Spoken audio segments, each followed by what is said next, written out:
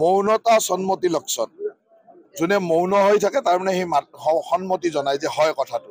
তেওঁ যেহেতু উত্তৰ দিব পৰা নাই আৰু আমি তথ্য সহকাৰে ইতিমধ্যে ছ'চিয়েল মিডিয়াত কোনটো দিনত তেওঁ ক'ত গৈছিল, কাক লগ পাইছিল, সেই পৰ্যন্ত ছ'চিয়েল মিডিয়াত ওলাই আছে যে প্ৰথম দিনা তেওঁ ক'ত গৈছিল, দ্বিতীয় দিনা ক'ত গৈছিল, আকৌ 15 নম্বৰ দিনলৈকে ছ'চিয়েল মিডিয়াত স্পষ্টভাৱে ওলাই আছে।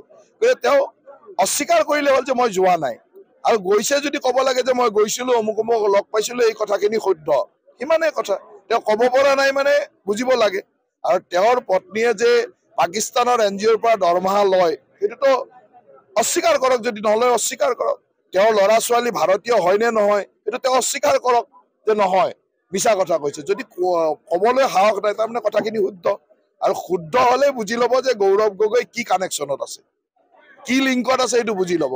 আৰু ভাৰতৰ বিৰুদ্ধে ষড়যন্ত্ৰ কৰা, দেশৰ লগত ষড়যন্ত্ৰ কৰা ব্যক্তিৰ লগত যেতিয়া জড়িত হৈ থাকিব তাৰ মিনিংটো নিশ্চয়কৈ ওলাই পৰে। পেহেলগাম লৈ তেওঁলোকে মন্তব্য কৰিলে সেই পাকিস্তানী সমৰ্থকৰ ৰসত পৰিব বুলি ভাবে। তেওঁলোকক পাকিস্তানী সমৰ্থকবিলাক লাগে নহয়, সেইকাৰণে ৰসত পৰিব বুলি তেওঁলোকে এইটো ডাইৰেকশ্যন দিছে চাগে।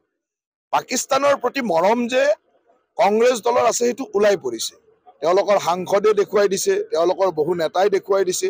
এতিয়াও পাকিস্তানৰ সমৰ্থনত তেওঁলোকৰে ফেচবুকত ওলায়, বাকী দলৰ সমৰ্থকৰটো কেতিয়াও নোলায়। তাৰমানে তেওঁলোকৰ সমৰ্থক যে পাকিস্তানী সমৰ্থক আছে সেইটো বুজা যায়, সেইকাৰণে মন্তব্য দিব হাক দিছে চাগে।